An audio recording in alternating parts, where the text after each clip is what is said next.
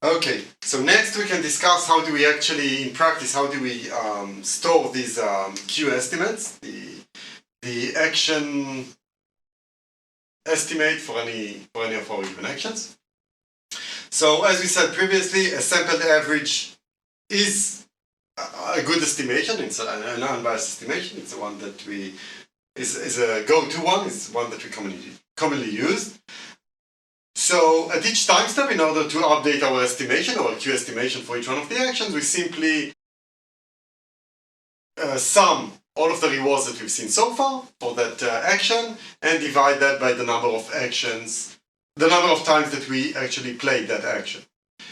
Now this is not a great approach with respect to computation, right, and for memory, because this requires us to remember and to store all of the rewards that we've seen so far for each actions. And this might become a lot, right? If we play millions of times, or if we play, I don't know how many times, but eventually it might become heavy, both computational to go over all of the rewards, and also with respect to the memory, to store all of these rewards to each one of the outcomes that we've seen so far. So an efficient way to do it is what we call a temporal difference approach, where we update the Q values in an incremental way. How do we do that?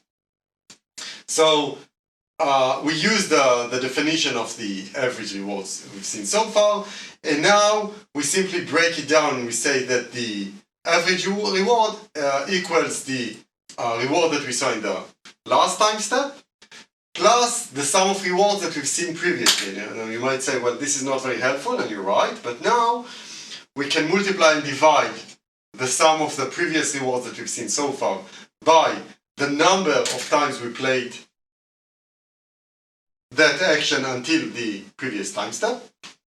And this will allow us to further simplify that by saying that this value is simply the Q value at the previous time step t, and currently we are computing for time step t plus 1, multiplied by the number of times we played action A minus 1 in the previous time step. Right, we can further simplify this, and we get to the temporal difference outcome, to the equation, where we say that the Q value in the next time step equals the Q value in the previous time step, plus 1 over the number of times that we played action A, multiplied by the immediate reward, the reward that we've seen at these time steps for playing action A, minus our previous estimation, our previous Q value estimation for playing action A. And this is, and you can see that this is it's a pretty simple equivalency, and you can see that this is a simple or an equivalent way to compute the average reward seen so far, but it's a more efficient way because it doesn't require us to store all of the rewards that we've seen so far. We can just do it as a moving average. Okay, this is also known as a moving average, and of course it's important to implement our Q learning this way for computational and memory efficiency. So in a more general sense,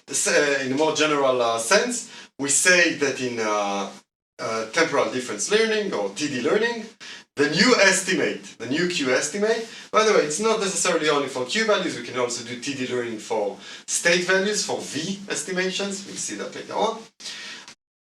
So we say that in general, the new estimate is assigned the old estimate, plus some weight, okay? Specifically, it should be 1 over the number of times that we've seen, that we've played action A, but in a general sense, this weight might be different, and we'll see in a second what does it mean to have a different value there, or maybe what does it mean. Usually, actually, we have a constant value, so 1 over nt here, actually point here, right? So 1 over nt is not a constant value, but I'll show you later, actually, in most cases, we use w as a constant value, and we'll discuss the meaning of that in a second. So some value multiplied by the difference between the the reward that we've seen at the moment, that this is known as the target target value in supervised learning, minus our old estimate. So you can view this as the temporal error. So the error in our estimate given just the current observation. So for instance, if we had a Q estimation that is 10 so far, or in the previous time steps, and in the current time step we saw a value of 9. So our temporal error is -1. Okay? And we update our new estimate based on that temporal error. So now let's see what happens. So as I said before, usually we don't use this weight parameter or this weight value here, the one over the number of times we played action A. We usually don't use that as a variable that changes with the number of times we play, but commonly we use that as a constant. Why do we do that? So this is important in non-stationary reward cases. And I know that I told you previously we won't handle reward functions that are non-stationary, but I'm not saying that I'm going to do that. We're not going to discuss those. But this is relevant when we go later on to the more general MDPs, where taking a specific action in a specific state doesn't always return the same sum of rewards. Why is that? Because your policy changes. So at some state, let's say you had 2 states and you're moving between one and the other. And at one point of time, the action that you're going to choose for your next state changes, and so the sum of rewards, I think